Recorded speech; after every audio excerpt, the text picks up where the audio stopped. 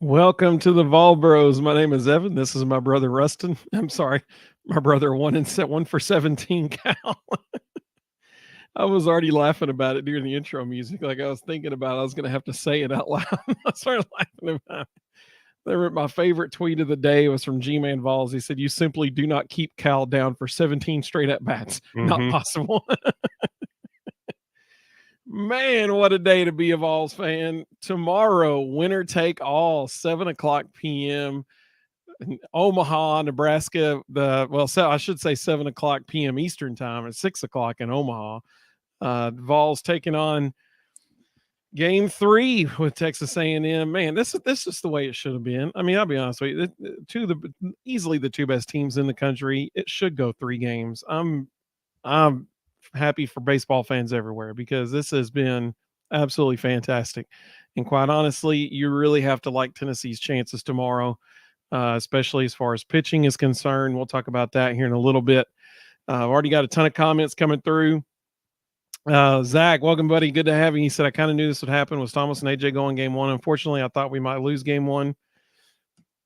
So I think it was David DeLucci on the SEC Network. He said he predicted it would go 3 games. He thought that Texas A&M would win the first one and Tennessee would win the second 2. And he might have hit the nail on the head. Zach said, but nobody wants to face Tennessee and Drew Beam after a loss. Now it's down to game 3. I like our chances. Absolutely. Zach said, oh, by the way, I really hope taking Semo out was just precautionary and that he can go tomorrow evening, even if he's just the DH. I'm okay with that.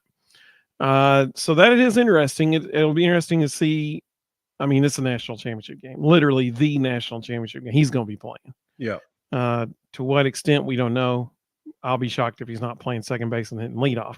He's not going to come out of the lineup. Jace Lavallette's out there running around on one hamstring. Hunter Inslee's out there running around on one hamstring. Whoever the kid was for A&M that Ariel Antigua decapitated, they're going to sew up his eye. He'll be out there tomorrow. Like decapitated. You don't miss the national championship. You play through it. They'll give him a feel good shot in that leg, and he'll be good to go. Papa J, I like his idea. Welcome, Papa J. He said, let's get the lead early and don't look back and win the Natty. Amen, brother. Absolutely. Absolutely. Let's put it on them and then put on more steam. Absolutely. Moondrops B, welcome. Good to have you. She said, per Eric Kane, Christian Moore told Eric personally that he'll be ready for tomorrow. Hopefully the staff agrees. He didn't do well last time he DH'd, different mindset. Yeah, that's a good point. That's good. That's a really good point. The staff will agree because he's not going to give them any reason not to. He's just going to keep saying he's fine until they say okay. Yep. Mississippi Vol, welcome. He said, good evening, guys. Ready to bring an Eddie home to Knoxville? Absolutely, buddy. Absolutely. Moondrops B said, I was a wreck the whole game. Yeah. You and about everybody else in Vol Nation. Oh man, it was so stressful. Like, I was standing in the middle of my living room looking at the TV because I was too nervous, too stressed to sit down in the 8th inning. It was, man, just an awesome game. Mina Lackey, welcome. Good to have you, Mina Lackey. She said, evening bros in chat. She liked your decapitated comment as well. Sean, welcome, buddy. He said, stressful weekend. It's been a good series, though. I'm glad we can force a game 3, no doubt. This is what it should be. It's a national championship series. It's the 2 best teams in the country. They should be fairly evenly matched. And we're getting to see that firsthand. Well, I mean, my goodness, the pitching on display today, incredible. We'll get to that here in just a second. Zach said, give them crutches. LLC will hit a home run with one hand. Let's see. Herb, yeah, baby. He said, Secret's bringing home the trophy. I love it. That would be... we're actually going to talk all about Xander and this moment for him later on because it's a really cool thing. Rob said, I love how the entire lineup delivers that bat. Welcome, Rob. Good to have you. Finally tonight. I don't know about the whole lineup. I've actually got that in my notes as something to discuss. Yeah, got to work that. The lineup has been completely AWOL for both of these games. Let's see. Sean said, it's never easy being a Vol. We never make it easy on ourselves. Amen. When he hit that pitch at the end of the game there, I was like, are you kidding me? Did he just hit that out of the park? And then thankfully it didn't. Let's see. Like he said, Simo will hit the ball with a crutch if he has to. Absolutely. Tony, welcome, Tony. Good to have you. He said we got to get some offense from Burke, Amick, and oh my goodness, yes, especially Billy Amick. I would add Christian Moore to that list as well. Yeah. So I'll go ahead and give you the stat I was going to share. Through the first 3 games of the College World Series, Christian Moore, Blake Burke, and Billy Amick were 19 for 41. That's a group batting average of 463. In the 2 games against A&M, they're a combined 3 for 25. That's a group batting average of 120. If it weren't great, Bob. if it weren't for Dylan Dreiling, Hunter Inslee, and Dean Curley, who has been very overlooked, those 3 guys are a combined 13 for 27, hitting 481. Honestly, the reason we were in the game yesterday and the reason we won today are Dylan Dreiling, Hunter Inslee, and Dean Curley. Nobody else is producing. Cal is now 1 for 17. Yeah. And it was a big one, that's for sure. It was a big one, but it's still 1 for 17. I was actually sitting there. I texted you. I would have been okay if they had pinch hit for him and let Charlie Taylor catch the 9th. Because I was like, we got to have something like that. He just can't be an automatic out. Yeah. When he came up to bat, I texted when the at bat started, I texted Rustin and our dad. And, I mean, I was just looking for, something. Like, you got to do something to get somebody up there that, isn't 1 for 16 or 0 for 16 at that point. And I said, honestly, I really wouldn't have minded if Robin Villeneuve had pinch hit or something just to get a right-handed bat against the left-handed hitter. Pitcher. I was sitting there going, I would even settle for Brad Keylori because at least he'd be fast. Yeah. Something. And then 2 pitches later, he hits a home run, and I texted back in all caps, just kidding, with like all these exclamation points after. And I said, he was due.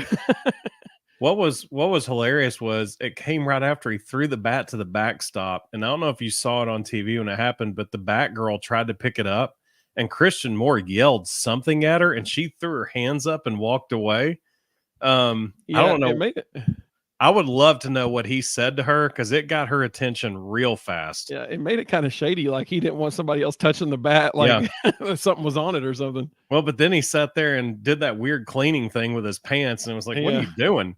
It wasn't even the handle. Like, you would think he'd be cleaning the handle off so you could grip the handle better. That was weird. It was weird. But then the very next pitch, he hits a bomb. So, who knows? Yeah. Maybe he put something on it. Herb said KT needs to step up. Agreed. Absolutely. Big time. Backflip Spaghetti, welcome. Said this team is making me fall in love with baseball, and that's saying something. Don't turn on the pros. It'll kill you forever. Yeah. Just stick to college. Moondrops B said Beam was beyond solid. Can't wait to see Xander tomorrow. Y'all know he's fired up in his left-handed brain. So I just retweeted something a few minutes ago. You can see it on our Twitter feed. I don't know that Xander gets excited. Like, I think he's just crazy. Like, I played with lefties, and they all are a little different just in and of themselves. Like, they don't think like everybody else, but he's like on a whole nother level. I mean, he's photo bombing the Channel 6 news right after we win the national or win game 2. Channel 6 is sitting there talking about him starting the game tomorrow, and he's photo bombing and yelling in the camera a joke, and then turns and sprints to the center field fence. And it caught the anchorman so off guard, he just starts dying laughing on camera, and he's like, "There's Xander Sechrist." He's a different breed. Papa J said the bottom half of the lineup, please at least bunt the ball, especially DH spot. We're really struggling at the DH spot right now. Cannon I think Cannon was 0 for 1 today with 2 walks or something like that. Yeah, the thing I love about Cannon, though, he's such a tough out. Like, he's a competitive at bat, every at bat. Yeah. He's producing in ways that other guys aren't. He's getting on, finding ways to get on. And, it's not his fault that we couldn't hit him in all day. Right. But, he's finding ways to be productive. Herb said, think tomorrow's going to be high scoring, going to go against script. I mean, that's fair. With these 2 teams, you could definitely see that, especially I mean, well, we'll get to that in a minute because Yeah. I want to talk about all 3 games actually. Yeah. Tony said, agree with Rustin about Christian Moore. Absolutely. Moonjosh B said, Semo, Blake, and Billy Barrels are due. Why do y'all think Moore and Blake are struggling? I think it's paralysis by analysis. I think they've spent a little too much time analyzing the metrics on the A&M pitchers, Especially because Billy. they are hunting pitches and Yeah. at weird times in the count rather than just sitting fastball. And that's the thing that I've really noticed about a lot of the A&M pitchers. We're watching good pitches early to get to what we think is coming later, rather than just obliterating the first thing we see. And Billy especially, they know Billy's a free swinger, so they're pitching him backwards, they're junking him to start and then attacking him with He's the chasing it. fastball late. So And he's then he getting watches himself in a bind. Yeah, he's getting himself in a bind on their off speed early, and then he expects them to keep doing it, and they're just blowing fastballs by him. Blake, that first at bat in the game in game 1 for Billy, that was embarrassing. yeah, Like, I mean, it was blatantly obvious that he was totally fooled. he's had a lot of And embarrassing at bats the last 2 days. He has not looked good. yeah, Blake for Burke sure. has too. I mean, Blake has been better this year about not chasing stuff, and he's And gotten wasting swings. yeah, he's gotten impatient the last 2 days and tried to make things happen. Yep. I think Semo's doing a little bit of that too. Like, he's overthinking the at bat, overthinking the analytics, and hunting pitches rather than just being relaxed and doing what he does. I'd say the same thing for Kavaris Tears. Kavaris Tears swung at a lot of pitches out of the strike zone today. Yep. I think they're thinking too much. They're analyzing too much. I mean, look at Dylan Dreiling. See fastball, hit fastball. That's all he's doing. Yeah. If he gets behind the count, he'll sit back and drive an off-speed pitch somewhere. But for the most part, if you look at his hits, it's mostly on fastballs. He's just sitting on it. Yep. Rob had said earlier he loves how the entire team delivers 1 through 9 at the plate. And he said, my comment wasn't limited to today's game. Just look at our team batting. Yeah, totally agree, man. It's the best lineup in the country, no doubt. Oh, yeah. Zach said 1 for 17 with a home run and a win. I'll still take it. Absolutely. Absolutely. Absolutely. Let's see.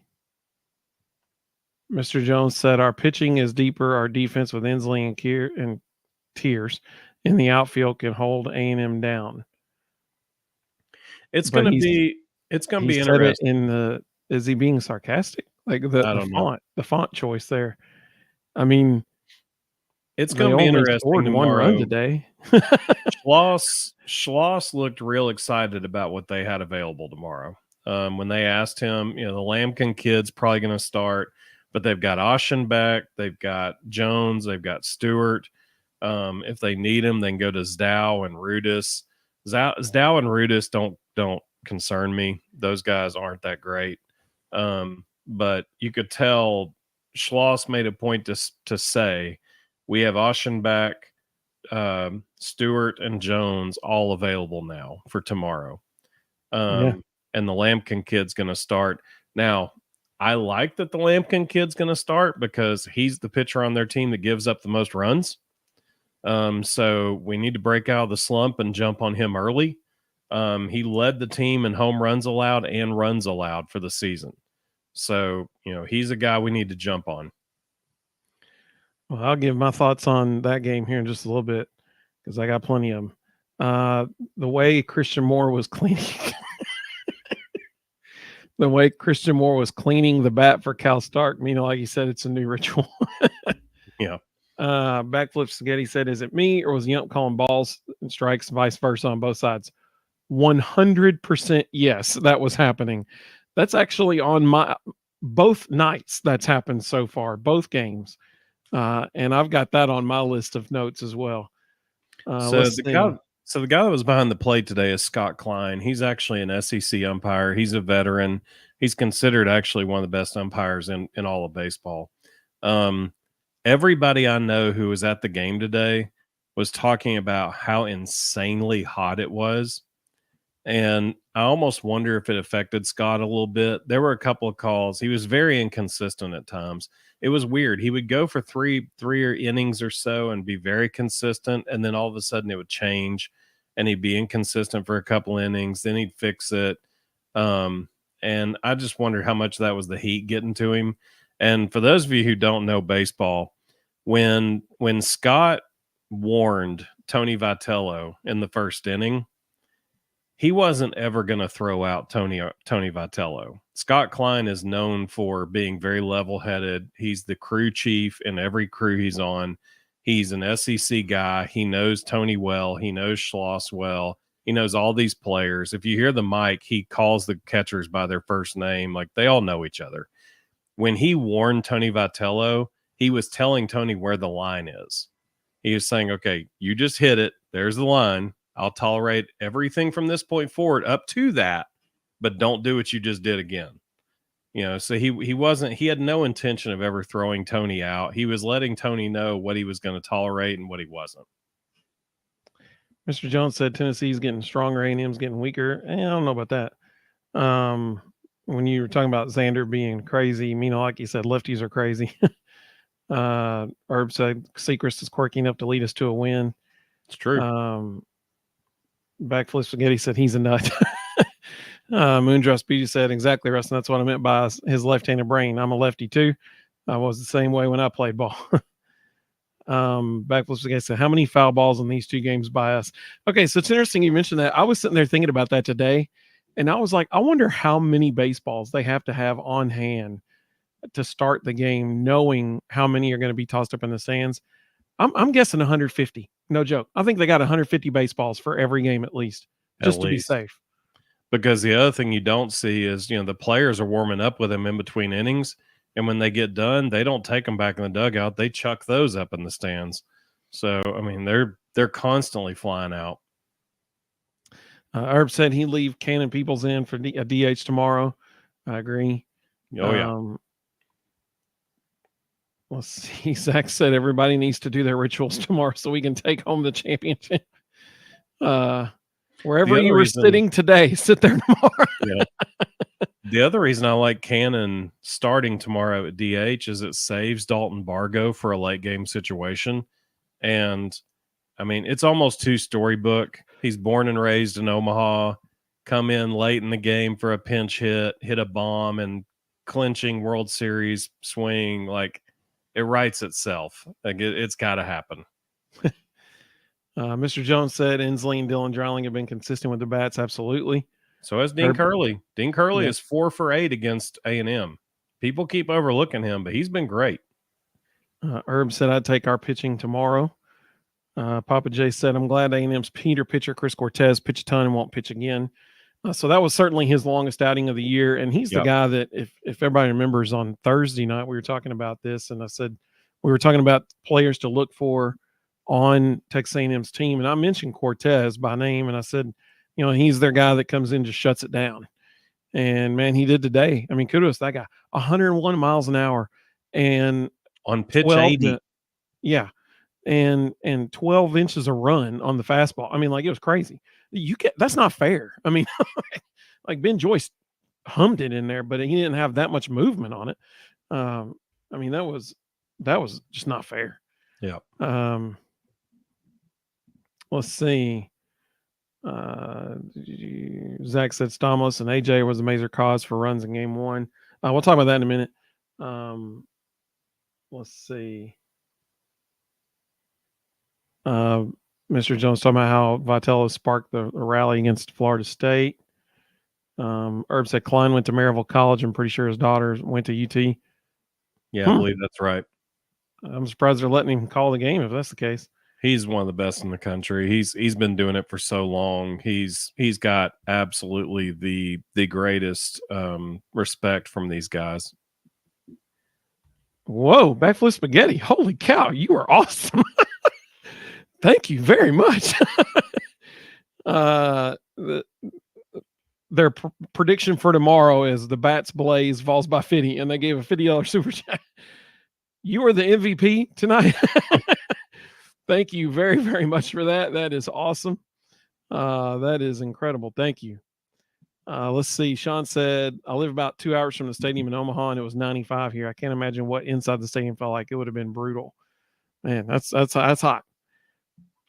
Keg 2071 said, go Big Orange. Absolutely. Mr. John said, when Vitalo gets animated, the team responds. Absolutely. Let's see. Backflip Spaghetti said, we're having trouble with the spin on the breaking balls and stuff. Billy Amick for sure. Let's see. Zach said Secrets has the stuff to go at least 7 innings. I think we'll see 70 pitches. I think that's how much we're going to see out of him, whatever that is. It really just depends on how many times he goes through the lineup. They won't let him get to a third time through the lineup. If he can get through twice and be effective, that'll be it. Yeah. JL said we're good in game 3. Keg said A&M only has the reliever left for known names. We have used up their top 3 and then some. Yeah, we'll talk about that here in a minute.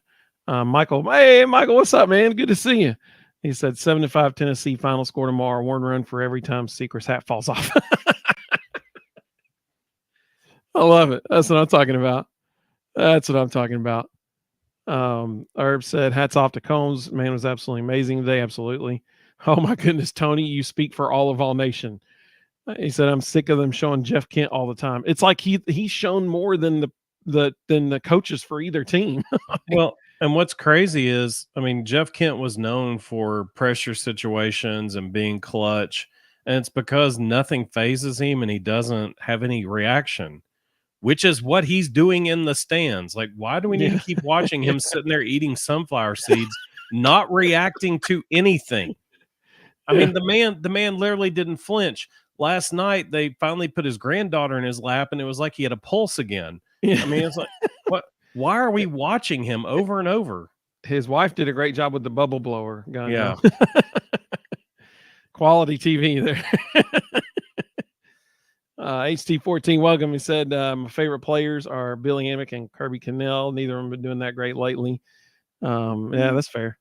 Kirby got a bad shaft today. He actually, I thought, threw really well. And, there's nothing you can do about a fastball up and in that a dude fists over the third baseman's head. Shouldn't have been a hit. Just got lucky.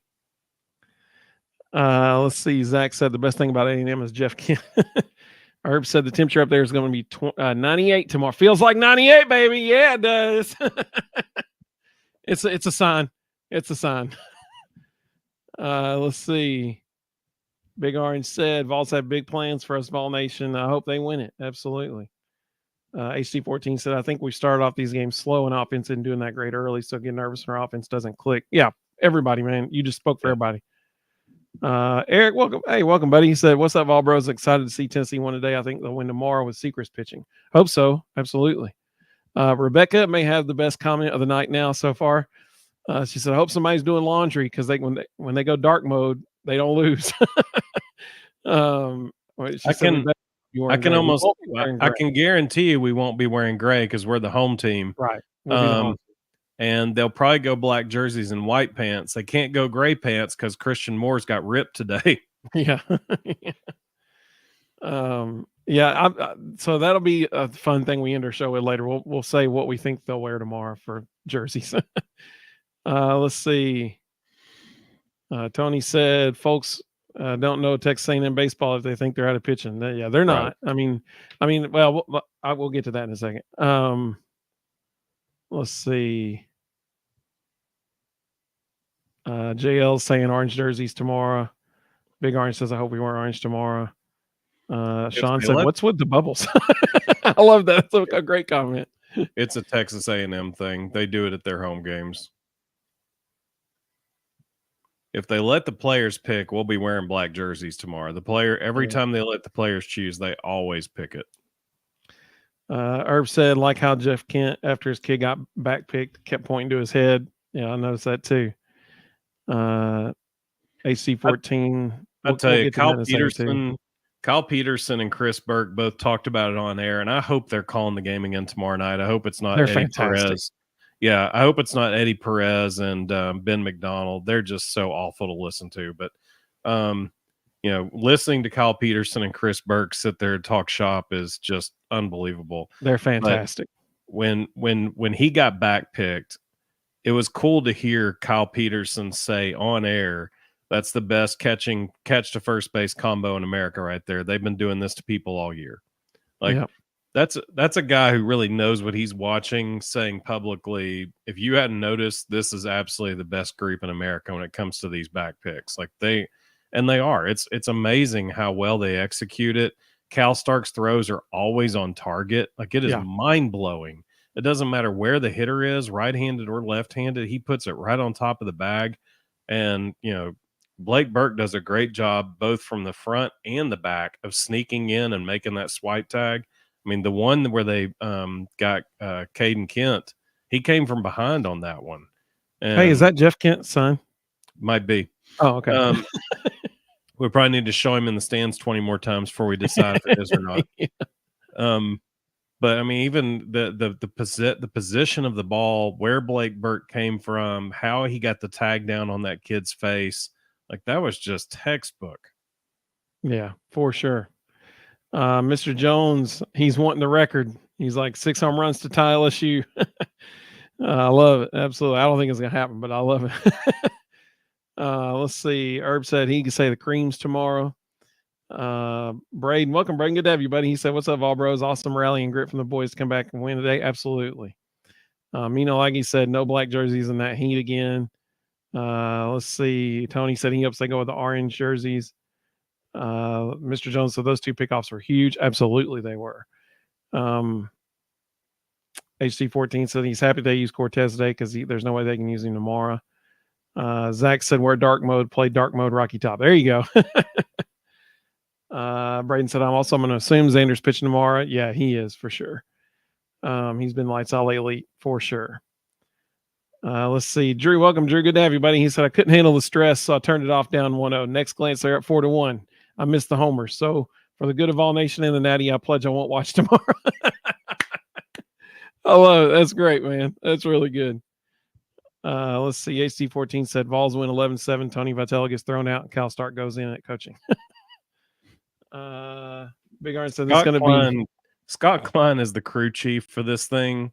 Neither coach will get thrown out of this tournament. They will both be just fine. Mississippi Vols said Mississippi State has the cowbells. Hey, so I guess A&M has bubbles. At least it's quieter. Let's see. Legacy, welcome. Good to have you.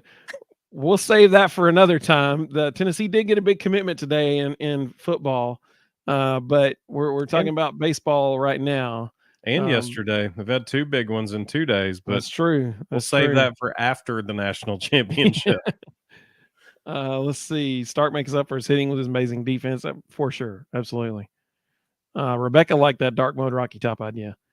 JL said we wore orange when we beat FSU the second time. Sean said since that breakdown yesterday in the 3rd inning, they really only have 3 runs on us. Okay, so with that, let's transition to we're going to give our thoughts on these games real quick. Let's see. So Rustin, let's start with game 1. What were your thoughts about game 1 yesterday? I thought Chris Stamos got a bad shake. The 0-2 fastball that Grahovic hit out. I mean, that was just a fluke. That ball was up and out. Most human beings can't hit that pitch. Yeah. I mean, it is what it is. There's not a lot you can do with that. That's pretty good. Yeah. That will probably happen, actually, Rob. At some point tomorrow when his son is hitting, they will go split screen, so you can make sure and catch all the action of him chewing sunflower seeds. I thought AJ was actually pretty effective. I wish we talked about this the other day. If his changeup isn't great against left-handers, they're going to hit him. And he didn't feel comfortable throwing the changeup well. It was staying up in the zone, and they hit it. I thought every guy that came in after that did a fantastic job holding down the fort and giving us a chance. But again, when Christian Moore, Blake Burke, and Billy Barrels go 3 for 25 in the first two games, it doesn't really matter what the pitching staff is doing. We've got to have those guys producing. It was nice to sneak out a win today, in spite of the fact that those three guys aren't producing, and we need them to show up tomorrow. For sure. So I got three things about the first game. Number one, you can't give up. So this was last night, the Saturday game, game one. You can't give up 3 errors and watch 4 or 5 fastballs go right down the middle of the plate and not swing at it. Like, you just can't do that. Yes, the umpire strike zone yesterday was very inconsistent. But still, you can't let 2 strike pitches that cross the plate go by you without even attempting to swing. But as an example of his inconsistency, he calls Blake Burke out on a breaking ball below his knees. The very next hitter, Billy Amick, there's a fastball, the same exact spot as the one that he called Blake Burke out on, and he called it a ball. Then a few innings later, there's a fastball to Hunter Ensley, even lower, and he called it a strike. So I was like, what the heck? I mean, you just, like, come on. I mean, it's just, it's not, no hitter can adjust to that. Also, any game where Christian Moore goes 0 for 5 and Kavares Tears goes 0 for 5, not a good day. Not a good day. And so all those things combined, you lose by 4 to Texas A&M, one of the best teams in the country. I personally think the second best team in the country. Fast forward to today. First inning, the home run that LaViolette hit. When I saw Cal Stark use his pinky to call for an inside fastball, I literally said to myself, are we sure we want to do that? And then you could almost even see Beam kind of hesitate a little bit and then nod his head like, yeah, okay, let's do that. And kudos to LaViolette, man. He pulled it and he just killed that ball. One mistake, that was it. Drew Beam struck out 7 of the next 8 hitters after that. He had one mistake all day long. Drew Beam was phenomenal today. Absolutely phenomenal. The way he had his breaking stuff moving, my goodness. And then Aaron Combs comes in, and he's phenomenal. The two of them combined today were absolutely fantastic. That is a national championship contending offense, and they held them to 1 run. I mean, like, that was absolutely incredible pitching by the two of them. Just absolutely fantastic. And, a lot of people were really upset Saturday night when Marcus Phillips came in the game because they felt like Tony was just giving it up. He was just throwing the game, essentially. But here's the deal. After A.J. Causey left the game, the combination of Phillips and Dylan Loy and Binky, they only gave up 2 runs. 7 of the runs came against Stamos and Causey. Only 2 of those runs came against those other 3 dudes. So kudos to them for pitching well after Causey exited the game. Another thing I noticed from today, you can't strand 11 runners in 5 innings. You just can't do that. Like, we were so fortunate that Drew Beam and Aaron Combs were just throwing the lights out today, because you cannot strand 11 runners. The leadoff man got on base every inning for the first 4 innings, and he never crossed home plate. Like, that was rough. And then Billy Amick, I don't know what in the world he's doing right now, but he needs to stop it.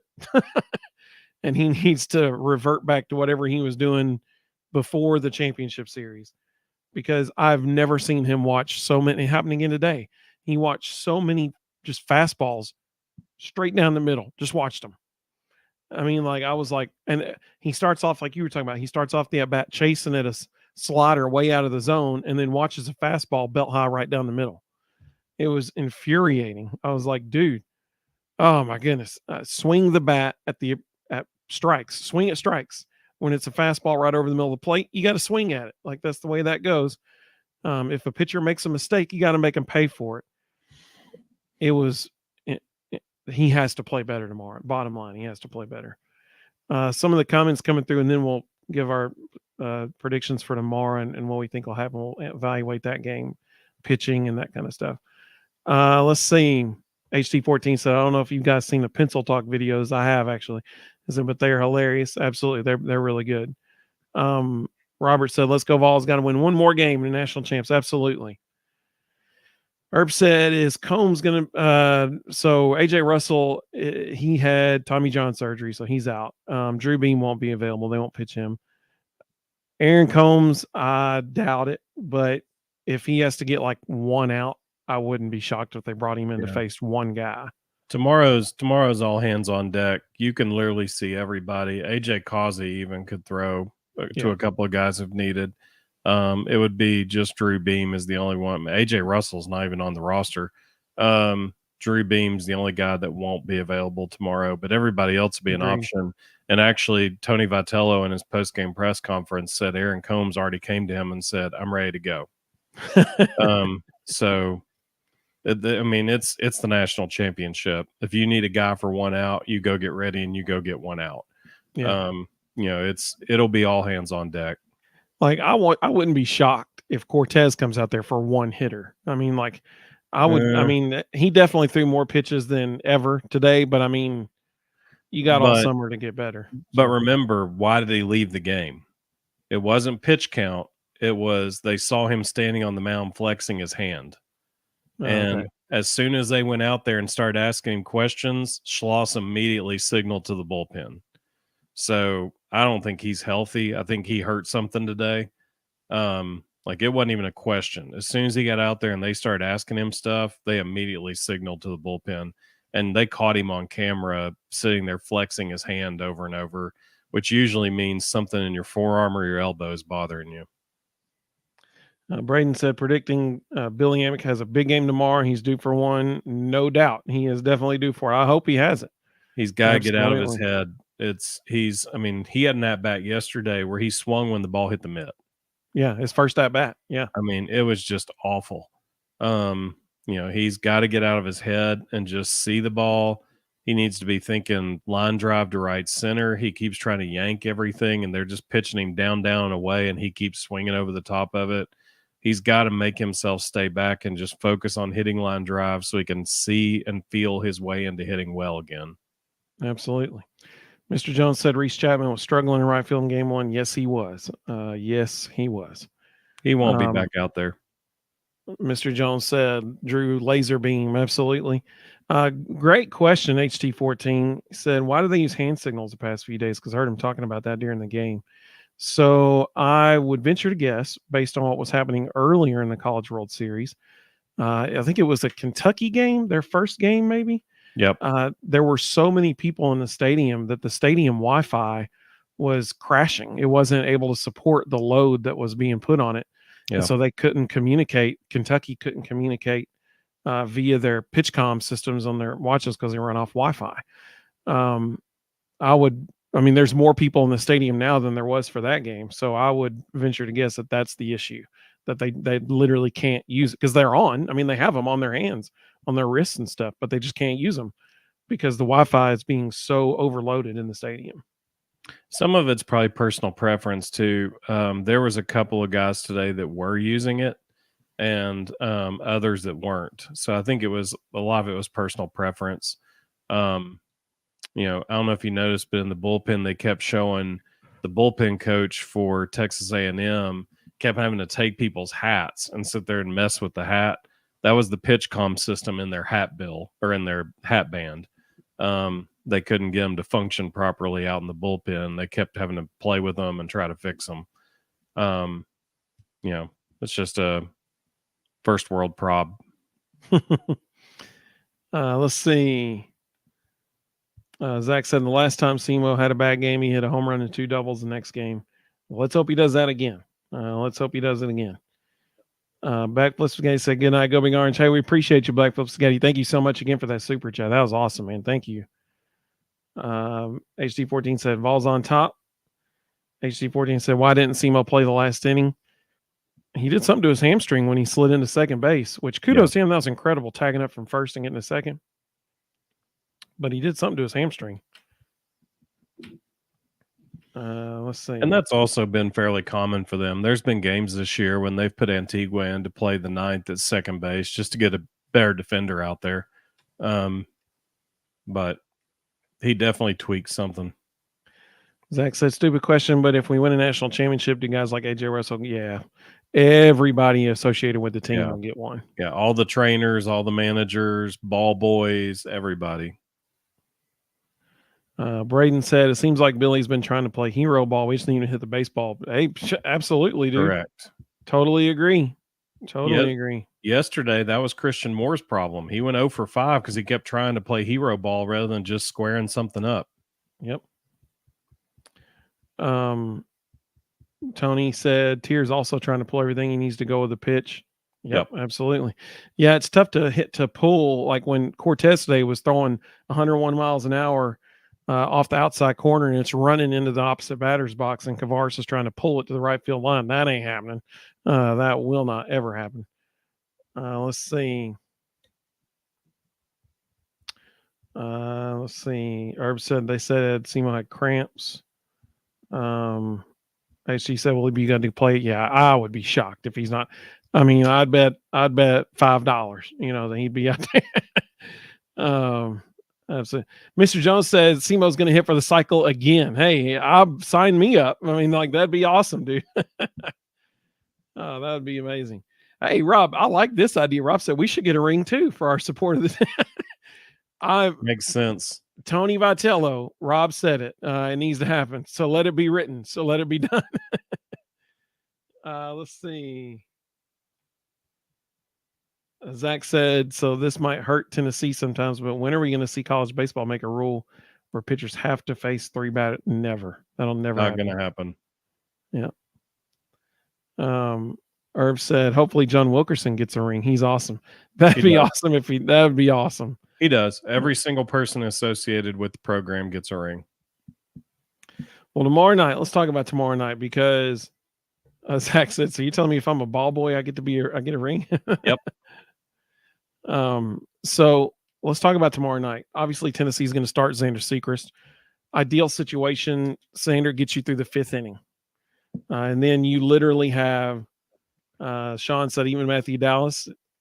I bet he would. Because he's technically still on this. They may be gracious and let him have one, but he shouldn't. If you enter the portal before the season's over, you should immediately be excluded. Yep. Mr. Jones said we've had some great defense on plays at the plate. 100%. Totally agree. Yep. Tony said, I'm glad Antigua was at second in the ninth. Absolutely. Me too. Anytime that dude's on the field, you automatically feel more comfortable. I mean, that dude is a machine. He is so smooth. Mississippi Ball just gave us the rings.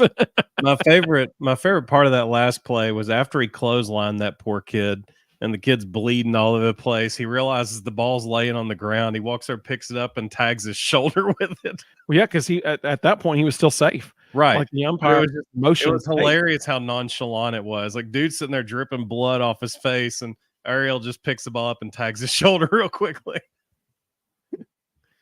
Let's see. Braden said pitching predictions: Xander through 5, maybe 6 if he's hot. Then Kirby for 2. Then Snead again to close it out. His 2 seam has been super solid. I'm gonna. Zach said if we win, get ready for Josh Mancuso and Tony V part 2. Yep. I'm gonna go out on a limb here, and I'm gonna say we see 5 pitchers tomorrow. I think Xander gets through hopefully 5. And then for the 6th, 7th, 8th, and 9th, that's 4 innings. I say they use 5 different pitchers in those 4 innings. Because I think you are going to see Aaron Combs come in for an out or 2. I think you'll see Kirby come in for an out or 2. I think you'll see Nate Snead for maybe 1 inning. I think you're going to see Chris Stamos come in tomorrow night for probably an inning. I think, you know, you got Xander going on the bump to start with. It's a lefty junk ball heavy pitcher. So when he comes out, buddy, here comes Nate Snead. He's going to be coming in, and you're going to get very differing, or Aaron Combs, either one. You're going to get very differing styles there because you're going to go from a junk ball lefty to a hard throwing righty. Either one of them would be hard throwing righty, and Aaron has crazy off speed stuff too. Then I think you're going to see Stamos come in for probably an inning. And then you might see AJ Causey or Nate Snead after that. You just rattled off a ton of lefties with very few righties. I think if you're going to do that, you have to have AJ Causey in there for a couple of hitters just to switch up the look. Yep. I mean, no joke, you might see 6 or 7 pitchers total. And for both teams. Yeah, for sure. And 6 of them might be in the last 4 innings of the game. Yeah. Because they're just going to be keeping them off balance as much as they possibly can. And let me say, I'm going to go ahead and say this too, because let's talk about A&M's pitching for a second. I think we all know, I think everybody in Omaha knows,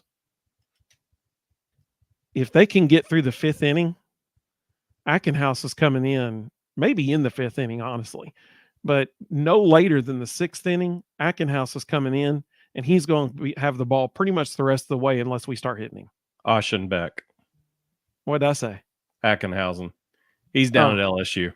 Oh, okay. There you go. So when that dude comes in, unless we knock him out of the game, he will have the ball for the rest of the game. And so that's why it is vitally important that we get out to a lead before the 5th inning tomorrow. We have to get out to a lead before the 5th, because when that dude comes in, runs are going to be at a premium like they were today. And so, whereas we are going to have hopefully a lengthy start to the 5th, and then just you're going to see people coming in all the time after that, one right after the other.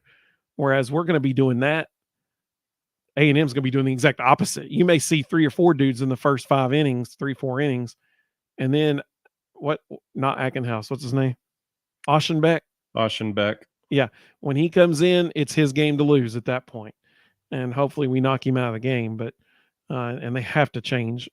But I mean, you're going to see a bunch of different arms for Tennessee tomorrow, in my opinion. Let's see. You could probably throw Dylan Loy in that mix as well too.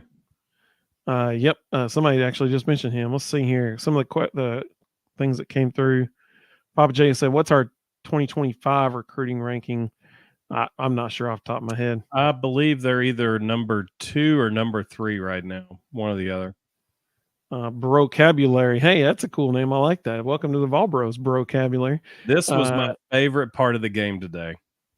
And he said, "What was up with the challenge on the pitch Tony thought hit Semo?" Dude, that's a great question. He knew it didn't hit him. Yeah, everybody in the park knew it didn't hit him. When he walked out, you saw him look at Christian Moore. You could read his lips. He looked at Christian Moore and said, "Did that hit you?" And Christian Moore said no. And he went, "Are you sure?" And then he told Scott Klein he wanted to challenge it. Who was on the mound when that happened? He's a right-handed thrower. I know that. It was the lefty who had only pitched in like 8 innings all year, true freshman. Okay. You know, he hadn't been out there. He's never been in that situation.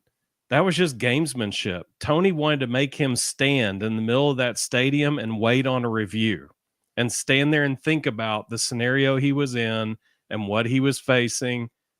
It was genius. The kid folded after that. Go back and look at it. The kid did not hit a home run. Yeah, I mean, the kid absolutely struggled after that moment.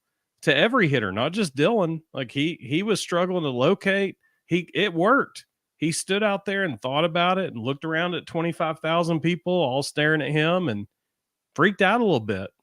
Well, and the reason Tony was able to do that was because they still had both Right, challenges, and it was in the 7th inning because right. the previous 2 challenges had worked in Tennessee's favor, which Frank kudos to Blake Anderson's Burke for those. Frank Anderson's been around the block a time or two. I would almost bet Frank Anderson told him to do that. I would almost bet money on it. Because that's, Frank Anderson was at Texas for a long time with Augie Garrido, and that's the kind of stuff Augie was known for, his gamesmanship. Like, that's the kind of stuff he would have done. I guarantee you Frank Anderson said, hey, call time, challenge that, and make that kid stand out there for a while. Well, and as soon as when the umpire announced they were challenging the play and Christian Moore walked over and started, spraying pine tar on the bat handle, you knew like Yeah. he knew he was getting back in the box. It wasn't going to be a trot down to first base. Well, and if you didn't notice, after the second pitch came inside, he turned and smiled at the umpire. Like, it was clearly just for the sole purpose of making that freshman stand out there and be in the moment. Absolutely. HC14 said Billy Amick are near the bottom of the players, the bottom of the lineup. Need to lock in. They get rings. Absolutely. He said Nate Snead's a great pitcher. Yeah, he did good. Except I do not, and Rustin said the same exact thing. The last 2 pitches of that at bat, I was begging the TV screen to throw a curveball or throw something off speed. The 5 pitches in that at bat, 5 fastballs to a lefty in a stadium where the wind was currently blowing out to right, in a game where the only thing that hurts you is if he hits a home run. I'm sitting there going, why are we and Nate Snead throws 98 miles per hour. All he has to do is put a barrel on it. It'll do the rest itself. And it almost did. I was screaming at the television, throw a slider, anything, quit throwing him fastballs. Yeah, I mean, 7 straight fastballs, you're going to time it after 7 of them. You know what I'm saying? Like, you're going to get the timing down by that point. Let's see. Mr. Jones said, what if outfielders kept a baseball hidden on them and fake catch some balls they couldn't quite get to or rob a home run? I think they might notice. There's a few cameras out there.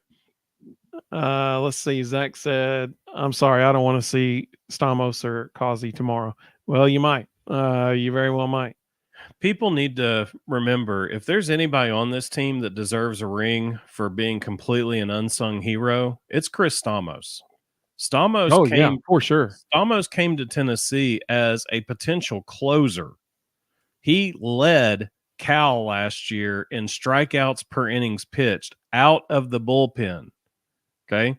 Strikeouts per innings pitched out of the bullpen. And he gets there and they're like, hey, AJ Causey's a bit of a head case. He, for some reason, can't go out there and start games, even though that makes 0 sense. So we need you to go out there and pitch for an undisclosed amount of time every week. And, we may just randomly pull you after one hitter. We may let you go 3 innings, but, hey, we just need you to go out there and do that every week. And then AJ's going to come in and fix it. And he agreed. He signed up for it. And he's 9-2 doing it. I would love to see Chris Stamos actually come in where he's comfortable and not be up there trying to be an opener. I would like to see him pitch in a scenario that he actually signed up for. That I think he would be extremely effective.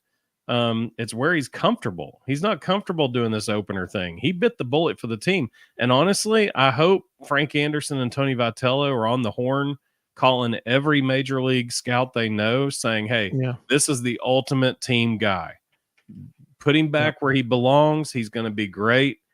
He sacrificed everything for this team because this has hurt his draft status. Oh, for sure. I mean, this is a guy coming in that was on draft boards and now he's not.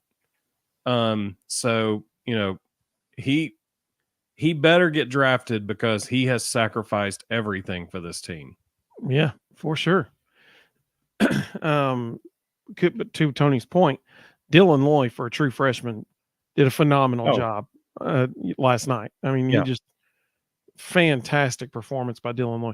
I will not be shocked if Dylan Loy earns a weekend starting position in the rotation next year. I mean, he's just done a fantastic job. Yeah, he's playing his way right into it. Let's see. Mr. Jones said Tennessee's offense is a sleeping/waking giant. Yeah, I hope they have a usual game tomorrow. Yeah. I think Herb was talking about Oschenbeck. He said he thinks he comes in second inning. I don't think so, because Lampkin's going to start and he's left-handed, and I don't see them bringing in Oschenbeck right after him. I think we'll probably see Lampkin and then Tanner Jones. Schloss was very excited to say that Tanner's ready to go tomorrow. He named him specifically. So that'll give you left, right, and then Oschenbeck, and you can go left, right, left. I think that's the sequence we'll probably see. And if we get into any of those guys, then they've still got Josh Stewart, they've got Shanes Dow, they've got Brad Rudis. Like, they may throw 6 or 7 guys tomorrow themselves, and they're very comfortable with all 6. They will be happy to put any of those 6 out there. Vocabulary, when you were explaining why Tony did what he did, he said chess, not checkers. Absolutely. I'm loving that name, by the way. That's a really cool name. I like that. Braden said, when Tennessee gets out to a hot offensive start, the whole team swagger is so much more intense, and they move much more of a presence. Huge key for success tomorrow. We have to have a lead before Oschenbeck comes in. That's the bottom line. We got to have a lead. Mr. Jones, great question. He says, who wins MVP? My bet is Dylan Dreiling. I mean, I'm with you, buddy. He's hitting over 500 now for the College World Series. Like, it's got to be him. I mean, 2 massively clutch hits, one a walk-off, one a go-ahead home run in an elimination game in the championship series. I mean, it's hard not to pick him. Let's see. Zach, he said, I say we see Sechrist through 6 or 7, then we see Old Man Cannell, and then Snead. The only way Sander gets to 6 innings is if he can keep his pitch count really low and get a couple of fast innings. Like I say, if he can make it through the lineup twice, he's done his job. They won't let him go out for a third time through the lineup. But if he can go through the lineup twice, that's huge. Mr. Jones said Semo should have light reaction fell in agony when Tony asked him if he got hit. Let's see. And Mr. Jones makes a good point. You can't take the challenges with you. Absolutely. So, I mean, he had 2 to play with. It was in the 7th inning. Statistically speaking, you're not going to use more than 2 to 3 innings. So I told our kids, we're sitting there watching it. When that lefty came in, I told our kids, I was like, look at his eyes. Like, that kid is scared to death. The moment is too big for him. And I guarantee you, Tony and Frank saw that too. And they were like, we're going to make him stand out there for a while. He's going to get to enjoy this challenge. Let's see. Mr. Jones said, can you challenge balls and strikes? Oh, if only. No. Oh, if only. Me Drinker, welcome. Good to have you. He said, will Semo just DH tomorrow? I doubt it. I think he'll be in the field. I bet he'll be in the field for a lot of reasons. If he DHs, that means Ariel Antigua has to be in the lineup. In a normal series during the year, they wouldn't have a problem with that. But this is the national championship, and they need Cannon Peebles in that DH spot. He brings them a guy who's getting on base at a high clip. He brings them a veteran presence. He gives them the ability to hit from either side of the plate. Like, we don't need Semo to be in that DH spot. HD14 said, do you guys go to baseball games, Tennessee baseball games?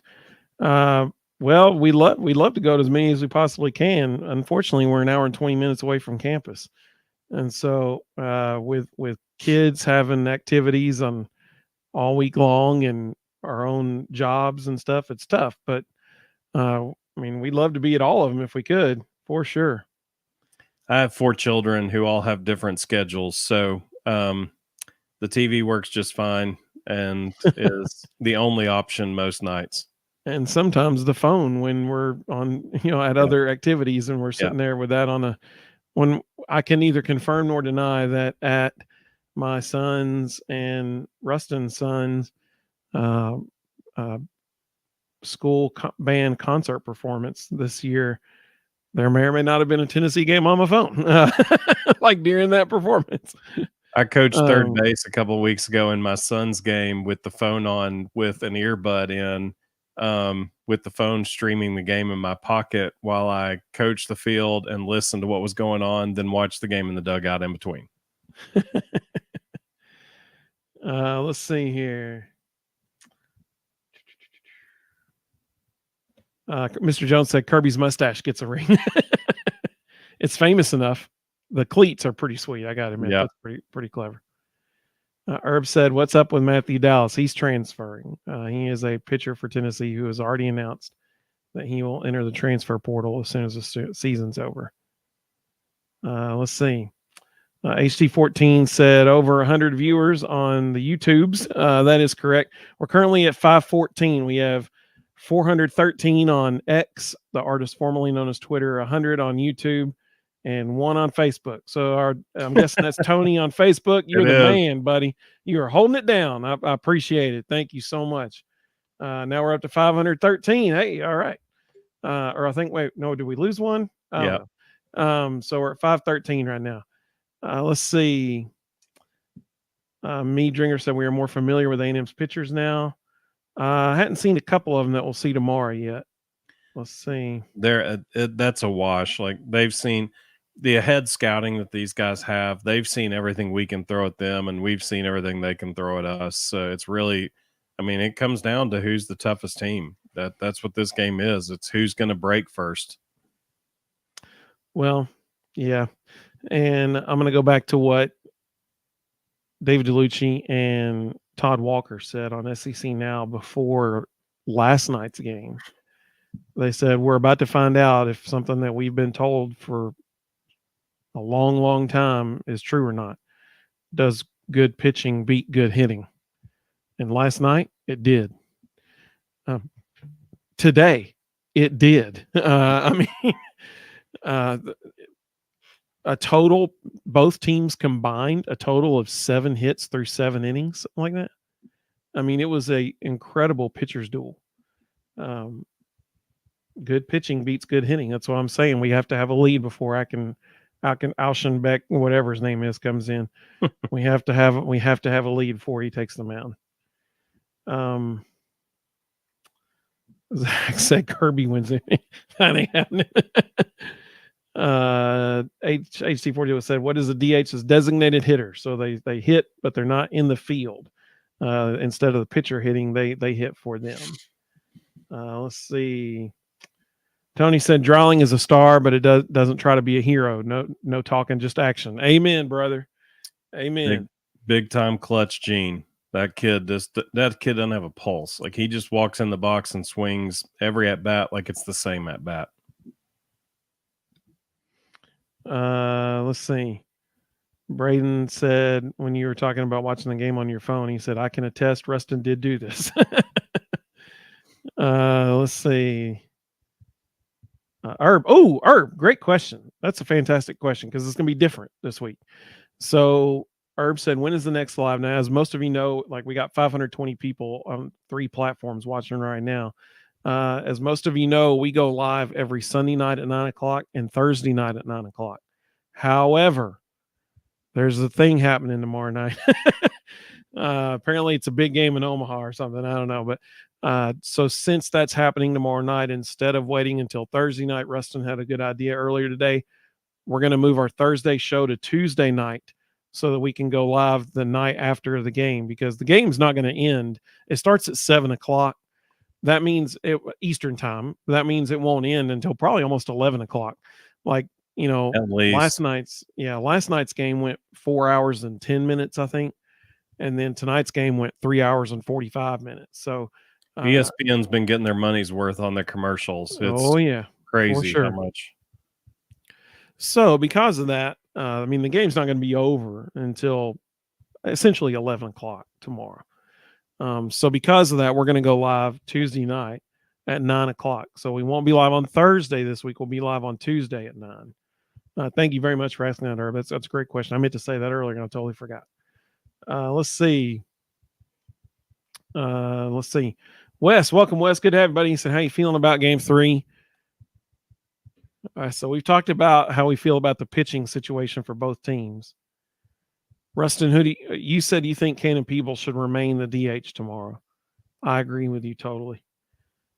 All right. So what do you think happens? Well, I think a lot of it depends on Justin Lampkin. I mean, like I said, A&M's starting pitcher tomorrow led their team in runs allowed this year, and has been very inconsistent. So I think if we go out there and relax and take the fight to them and jump on him early, I think we can get them behind the 8 ball and make them start having to really swing at pitches that maybe they wouldn't normally chase. Um, I think that's going to be real important. That'll help Xander. If Xander can pitch with a lead and maintain the lead, he'll be out there for as long as he needs to be, because he can be very effective in that situation.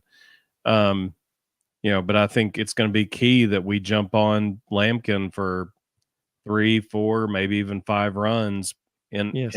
in a quick way, so that they can't get him off the mound fast enough. But if we can go out there in the first couple of innings and plate 3 or 4, that's going to be huge. So I think that Tennessee. You want to? Hey, I'll give a score and then you give a score. Okay. I'm going to say Tennessee wins 6-4, and I think we do not score a run after the 7th inning, like from that point forward. So I think we'll score 6 runs in 6 innings, and we do not score after the 6th inning. And so the rest of the game, it's going to be that platoon of relief pitchers I mentioned earlier, where, I mean, y'all, we might see our every pitcher that like that we've seen so far in the College World Series. I mean, I fully expect to see Kirby. I fully expect to see Aaron Combs. I fully expect to see AJ Causey. I fully expect to see Chris Damos. I fully expect to see Nate Snead. I mean, we are going to see them empty the bullpen in every way possible.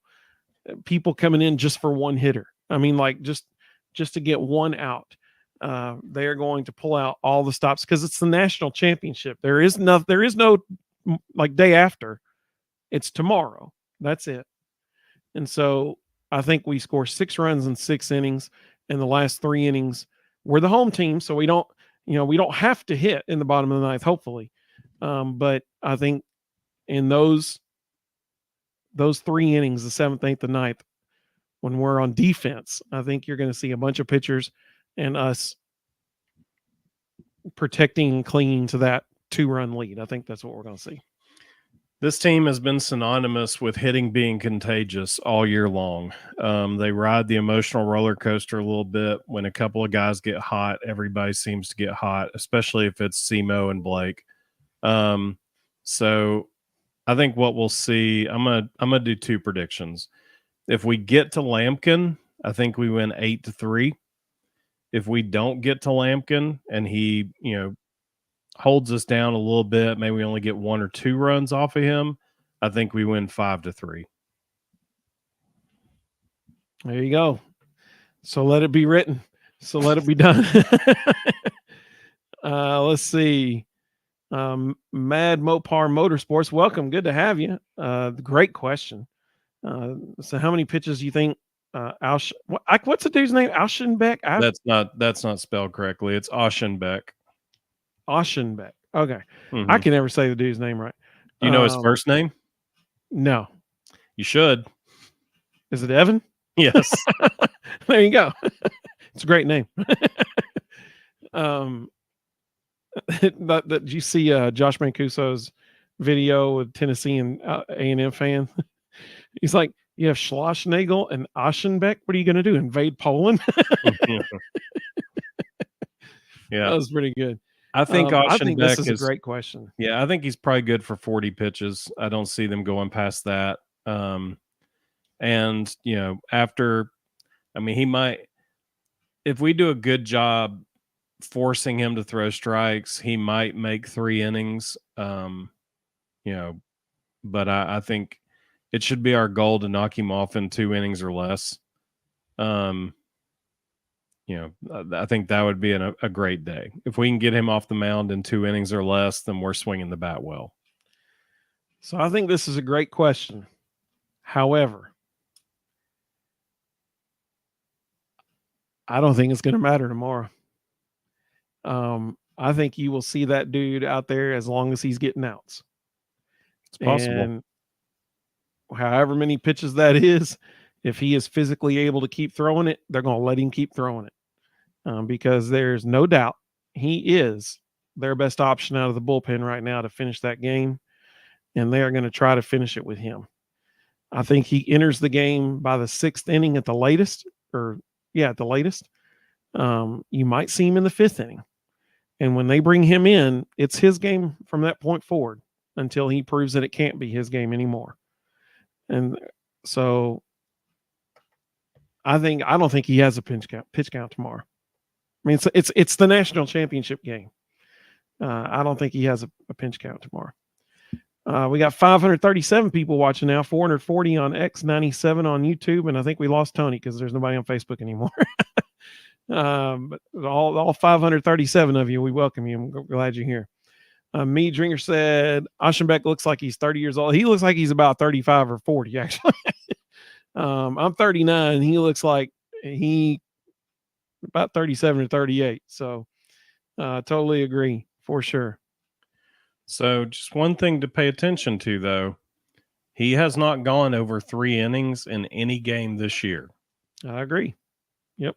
So clearly, I mean, last night wasn't a very long outing for him. Yeah, they've been in situations where clearly there's something they know about him that they will not let him go past 3 innings. I don't know if it's maybe second time through the order. He can keep people off balance once, but once you've seen him, it's a different animal after that. There's something there. There's some reason that they have not let him go past 3 innings all year. Mr. Jones said, if it wasn't for Tennessee, there would be no Texas. That is historically accurate. Let's see. Zach said, what's the thing you're going to do when we win the Natty? I don't know. I'm going to be really pumped up. I can tell you that much. We're going to have a show on Tuesday as we celebrate it. I hope that's what happens.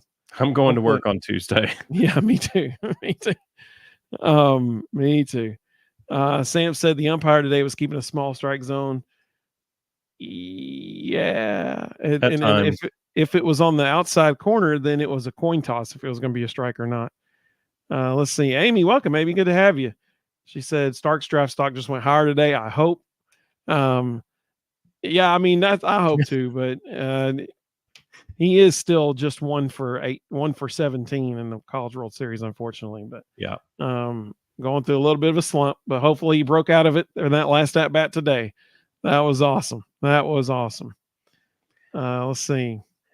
I don't think there's any chance Cal Stark gets drafted, but I think there is a chance he will get an undrafted free agent pickup. Because it's just hard to find high-level defensive catchers, and he has proven that he is a high-level defensive catcher and that he handles all kinds of pitchers well. Because Tennessee has a pretty wide range of arms. Like there's nothing similar about most of the guys on that pitching staff. So I think some major league team is going to watch how he handles those guys and be like, he might be a good guy to have on a single A roster somewhere and pick him up just for the sole purpose of defense. Big Orange said that he would like to see Cannon Peebles in the 8-hole again. He's a patient hitter. We agree. Welcome, Monica. Good to have you with us. Clayton, welcome, Clayton. Good to have you, buddy. This was 10:05, so I'm about 10 minutes behind on the comments. Sorry, everybody. Let's see. Clayton said thoughts on tomorrow game's pitching hitting matchup. So I think we probably covered that now, but we appreciate that. It's a great question. I mean, you got to like Tennessee's chances. I mean, you just have to. But we know we're not going to see Cortez, so that's a plus. I think the X factor, the thing that's going to be most interesting is Xander has no pulse. Like that dude's just in another universe all the time. I don't think the moment is going to matter to him. I don't think he's going to feel it at all because he doesn't seem to notice anything. He's joking around with the Channel 6 news anchor right after winning game 2 tonight as they're talking about him starting tomorrow. And he's acting like a 10-year-old kid. So I like the fact that we've got a guy going to the mound that just doesn't seem to care about anything. He's kind of oblivious to what the moment is. that could play big. But at the end of the day, we got to get offensive production. Like this game is not going to be won with guys trying to play hero ball. This game is going to be won with guys executing, having competitive at bats, making sure they're making A&M pitchers throw a lot of pitches, getting deep in their bullpen, and then when they make mistakes, making them pay for it. Exactly. When they make mistakes, you got to make them pay for it. Exactly. Let's see. Tony said, I know no one knows what'll happen, but he's saying 6-4 good guys tomorrow night. Let's go. Hey, I'm all for it, man. Give us that W. Absolutely. Mr. Jones said Tennessee wants it more, like Christian Moore. Nice. Well played. Big Orange said, how about the year freshman Dylan Loy's had as a first-year Vol Pigeon Forge kid? Unreal. I mean, just that what he did last night was fantastic. I mean, just he it wasn't like he was throwing against the bottom of their lineup either. I mean, like the 2, 3, 4 hitters, he set them down. I mean, like it was very impressive. Vocabulary said, I knew Cal was going to hit in that double play. I said as soon as he got to the plate. They called a bunt and then took it off, and when he got ahead in the count. Semo behind him, I would have kept it on. Yeah, that's a fair point. I did not understand that decision at all. You got a guy at the plate that's 1 for 15 or 0 for 15. You got a runner who could potentially get moved up to third with your best hitter on deck. Yeah, it would have been the second out, but it would have been better than a double play. I did not understand why they took that bunt off. That made no sense. Let's see. Herb said Tennessee wins 9-7. Hey, that'll be fun to watch. Mr. Jones said 13-3 Tennessee. Man, that would be really fun to watch. Zach said Pigeon Forge is a nice little town. I agree. It is a nice little town. I agree. Dollywood. Let's see. HT14 said, so with the game on the line tomorrow, so we're going to say top of the ninth, you got to get 3 outs to win. Who you putting in the game at that point? Kirby. Oh, that's a good choice. Obviously it matters like who had pitched before that. I would say either Aaron Combs or AJ Causey. Like that, I combine the two of them into one person. That's what we're going to do. We're going to combine AJ Causey and Aaron Combs into AJ Combs tomorrow. That's what we're going to do. The biggest reason why is if the game's on the line, I don't want anybody out there who gives up home runs. And Kirby has a 4-pitch mix. 5 of A&M's hitters are left-handed. I want a guy that can go out there and mix 4 pitches, keep the ball down the zone, keep them off balance, and honestly, not throw hard enough to generate velocity for them to hit a home run. Yeah, that was my biggest fear with Nate Snead coming in the ninth. I was like, why are we throwing a guy out there who can help them hit a home run? Yeah, it made no sense. I'm glad he got out of it, but man, almost didn't. That was dangerous. If that wasn't Lindsey Nelson, that would have been a home run. Let's see. Mad Mopar Motorsports said Cortez shouldn't be able to pitch at all tomorrow. He threw 97 pitches. Yeah, I mean, that's far and away the most he's thrown all year. Yeah, he's done. He also came off the mound because he was injured. He won't even be dressed tomorrow. Well, and we won't see Prager either. We know that. Yeah. So Braden said Vols win 7-4. I love it. Let's do that. Zach said 9-4 Tennessee celebration tomorrow. Calling in sick tomorrow and Tuesday. Me Drinker said Burke and Amick are due 100 bajillion%. Yes, they are due for sure. Herb said Semo and Burke and KT wake up tomorrow. Hope so. Absolutely. Let's see. It does help for Burke and KT. It does help that Lampkin's throwing. It's a left-hander whose ball tends to break into their barrel path. I would not be surprised at all if they both have big days. Troy, welcome. Troy, good to have you. So we got to show up tomorrow and not beat ourselves. Bats need to come alive and bring us home. 100%. Not beating ourselves. That is the primary thing. You can't give up free bases. You can't give up errors in situations like the national championship game. So 100% execute, make routine plays. That's what they got to do. We didn't see any short hops to Blake today. People were like, even Billy Amick, he had that ball, caught it right just inside the bag, just a bullet straight to Blake's chest. I mean, that's what you got to do. Like, you got to championship teams execute, and that's what has to happen tomorrow. We got 576 people watching right now. That's awesome. 481 on X, 94 on YouTube. Welcome. We're glad y'all are with us. 575 just jumped up. Let's see. Wes, hey, thank you so much, buddy. Thank you so much for that super chat. That is very kind. We appreciate it. He said, hopefully Vols win 12-1. My nerves can't handle a close game. Man, I hope so. I hope so. That'd be wonderful. Tony is the man. He's multi-platform in it. That's what I'm talking about. Tony said, I'm still here watching on YouTube, commenting on Facebook. I love it. That's great. Let's see. Mr. Jones said, did you notice how quiet the A&M fan base got after they wouldn't shut up the day before now? Let's see. Herb said, Tears and Amick are due. Yes, they are. Let's see. Tennessee Vols are due. 1998 was the last championship. Yeah, it's about time to win another one for sure. Braden said, I felt like the umpire today made a lot of calls on where the catcher's glove was, not where the ball crossed the plate. That is a very fair assessment. Yeah, absolutely. Especially yesterday.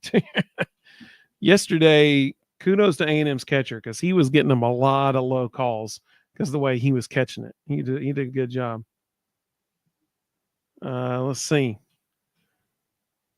Troy said, we got to hit Lampkin. Absolutely. No doubt. No doubt. Yep. Big Orange said, let's go Vols. HC14 said, they said Drew Beam is a wiffle ball player. He looked like it. So did Aaron Combs. I'll tell you what. Well, Drew Beam threw a couple of curveballs today that I haven't seen all season. Like I don't know what extra gear he found today, but he threw some pitches today that I was like, where was that a month ago? Absolutely. He was at his best. Braden said another key is not leaving people stranded on base, especially in scoring position. 11 runners stranded in 5 innings today. That was not ideal. Not ideal. TK, welcome, TK. He said we got runners on base both games. We just got to get more timely hits. True. Agreed. Devin, welcome, Devin. Good to have you. He said Nate Snead is who he would want on the mound in the game on the line in the ninth. TK said Aaron Combs. Mr. Jones said Christian Moore. He actually can do it. He was a pitcher in high school. He was recruited as a pitcher. He was recruited to Tennessee as a pitcher, not a hitter. Mr. Jones is calling it. He's saying we're going to hit 7 home runs and break the record. That would be wonderful. That would be fun to watch, actually. Yes. Big Orange said Vols win 8-5. Yeah, I hope so. That'd be awesome. We have an Arkansas fan with us. Welcome. It's good to have you, Pigpen. Very nice to have you with us. It's a more offensive production. I felt that. LOL. Yeah, we need it for sure. Well, I think he's referring to Arkansas's regional. Yeah, exactly. They played really well in the first game and then scored 1 run the rest of the regional, I believe. Simo hasn't given up a home run all year. That's true. He hasn't. Bill, welcome, Bill. Good to have you. He said, Vol fans need to chill. I'm a Vol, but we'll be lucky to win, and the game will be a low-scoring game. I mean, who knows? Possible. It depends on how well Tennessee hits the ball the first 5 innings. Yeah. Because once, like we said earlier, and like they said on SEC Network, good pitching beats good hitting. And we've seen that already in both games. So you got to get on them while Alshon getting in there. Let's see. Tony said, I know he's done good, but Snead makes me nervous. I like Combs much better. Aaron Combs has much more control over his fastball than and that's not saying much because Aaron isn't a super high control guy, but he does have more control. Devin says bats come alive tomorrow and Xander has another good day. I hope so, man. I hope so. Rob said, how many home runs tomorrow for the record? We have to hit 7 to break the record, 6 to tie. Let's see. Reed Dringer, so the first game had a lot of fluky plays go their way. I agree, especially like, we've said on here before, you got to have bounces go your way to win it all. Well, we had that in the top half of the bracket. Like immediately the play comes to mind with the line drive off Kirby's glove, went straight to Christian Moore, and we're able to get a double play out of it. Well, they got those bounces last night. A&M did. Like I'm thinking of the ball that hit when Causey was pitching. I think it actually hit off Causey's foot and then his shin, and it kicked way up in the air, allowed everybody to be safe. Some people thought was like it hit the rubber. I think it actually hit his shin. So stuff like that. Those plays went their way last night. You're exactly right. And those things you got to have in order to win it all. Let's see here. 592 people watching now. 500 on X and 92 on YouTube. Good to have you all. Let's see. Keg, we appreciate you, buddy. He said, love y'all's covering. Thank you, man. He said, love your coverage. Go Big Orange. Hey, we appreciate that so much. Bill said KT is going to be the MVP tomorrow night. Man, I hope so. That'd be wonderful. He was tearing it up. No pun intended with his last name, but he was tearing it up in the top half of the bracket. And then the championship series has just been rough on him. We just crossed over 600 viewers, 502 on X, 96 on YouTube, and 2 on Facebook. Well, 1 on Facebook. They left. One person left. That one, we appreciate you. Hey, it's Tony. Welcome, Tony. He's back. He said Amick and Tier's been trying to break the record by themselves lately. Yes, they have. You're exactly right. Yep. And sometimes you just need a line drive, Let's see. Kyle, welcome, Kyle. Good to have you. He said yesterday's game I put it on Tony V for not having his regular lineup for the outfield. Well, I mean, Hunter, I get that, but Hunter Inslee was injured. Yeah, he didn't really have a choice. Yeah, he's predicting 11-3 tomorrow. Vols, I love that. Let's make that happen. But yeah, I mean, Hunter Inslee he couldn't go. He couldn't run as fast as he normally could. So that's why I don't think he could do it today either. I think he just said, no, put me out there. Let's see. Mark, welcome, Mark. He said, I'll take Sechrist any day. A&M can't hold our bats down 3 games in a row, can they? Maybe. Looked like we had a much better book on their hitters today. So, I mean, here's the thing. This is the national championship. The teams that made it here because they have great pitching. I mean, we made it here because we have great pitching and great hitting. A&M has great pitching. Like they wouldn't be here if they didn't. And so, I mean, I get it. Our offense is the best offense in the country. But it's tough like Cortez today. Dude's throwing 101 miles an hour and the ball's moving the width of the plate or more. Like it's crazy what he was able to do. Like that's just not fair, So I get it. Kyle said home plate umpires have been inconsistent. I agree with you on that, especially last night. Big Vol Daddy, welcome, Big Vol Daddy. Good to have you with us. He said, great to see your numbers on the rise, fellas. Hey, we appreciate that so much, man. He is the GOAT, literally the original. So Big Vol Daddy is, I believe, the oldest Tennessee YouTube channel on the YouTubes. I give him a lot of credit. He was a forward thinker. Like 2009, I think, is when he started his channel. So kudos to Big Vol Daddy. Big Vol Daddy said that's not a shabby offense wearing maroon either. You're exactly right. Yeah. You're exactly right. So, I mean, it's the 2 best teams in the country, I think, for sure. Mr. Jones said, queue up, we are the champions. Let's see. Sam said, with both teams putting together a piecemeal pitching staff, I think the game will be higher scoring. I mean, it's definitely possible. I think a lot of that depends on Xander. I think Xander's the X factor. He's the only part of this that isn't piecemeal. He's been the game 3 starter all year. A&M doesn't have a game 3 starter. They never have the entire season. So, this is kind of what they do. They piece together the 3rd game in every series all year long. So it'll be interesting to see how far Xander can go and where he can take this team. 100%. 100% agree. HD14 said, "Got to go. Have a good night." Hey, we appreciate you, buddy. Thank you so much. Big Valdez said, "Appreciate the comments, sir." Hey, just facts. You're the man.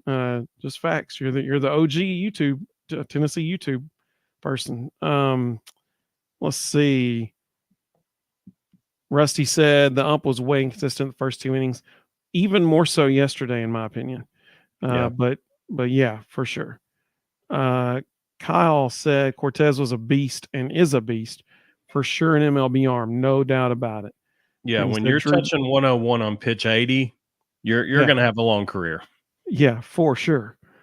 Drew Beam is also a beast, another MLB arm, 100%. Listen, I totally agree with Kyle here. every person who watched that game today was treated to a pitching masterpiece from both Cortez and Drew Beam and Aaron Combs. Drew Beam did phenomenal. I mean, MVP of the game probably. Aaron Combs was essentially equally as impressive. I mean, like, he came in and was dominant. He had great stuff.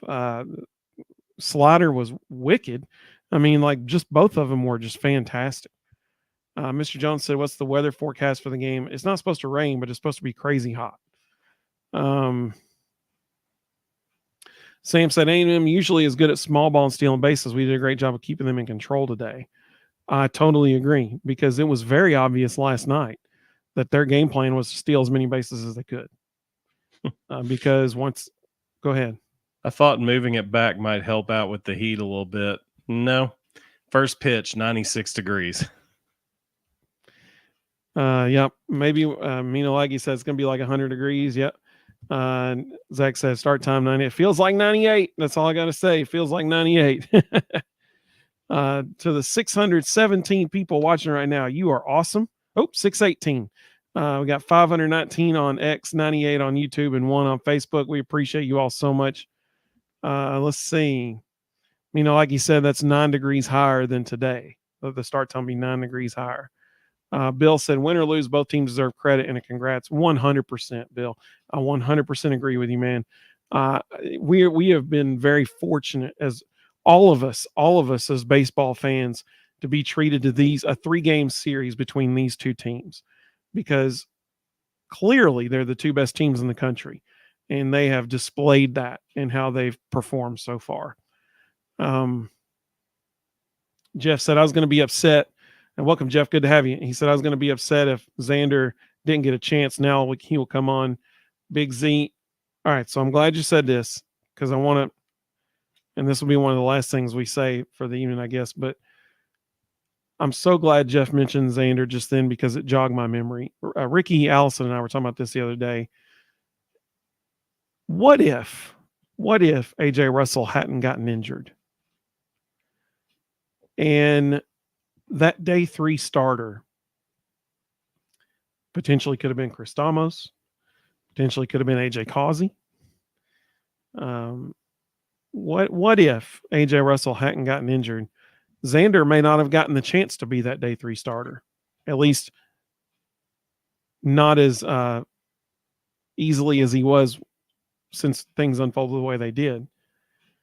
There could have been a chance that he would have just been, the middle of the week guy, come in on the weekends. We'd have seen him in relief some. But now look at what's happened. The dude is carving out a legendary status for himself. And now he has the opportunity to go out and potentially be the game-winning pitcher in the national championship game.